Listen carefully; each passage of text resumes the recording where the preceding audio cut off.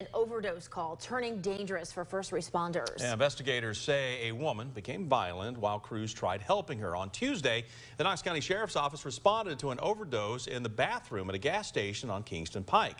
Deputies say after 2 doses of Narcan, Pearl Easton regained consciousness.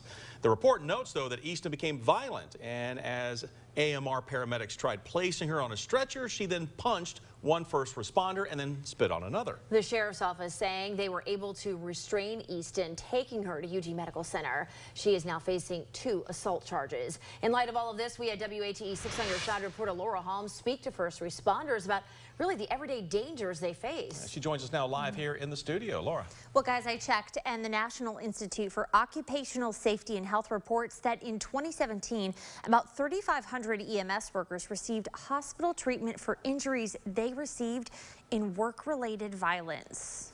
1544. We know they rush to emergencies, but what some may not know. Well, I can tell you that I have never been punched. I have been spit upon.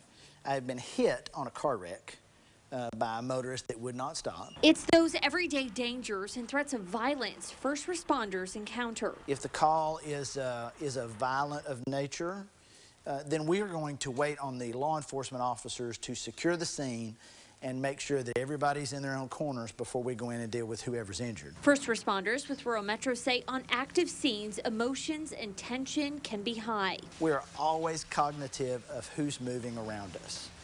If you watch us come in, one person may actually tend to a patient, another person may keep their eyes out for what's going on around them. When there's chaos in an emergency, first responders say they remind people to stay focused on why they're there. So emotions are hard to keep in check. People have to remember that your emotions don't get you in trouble, your actions do.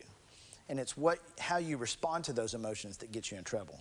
So, you know, sometimes we have to tell people, go outside, get yourself in check before you come back in. It's dangerous and stressful scenarios first responders train for, even though it's hard. We put ourselves in situations where everyone in a room is screaming chaotically at you and try to get you to the point to where you understand what you're going to be going through in a live case situation.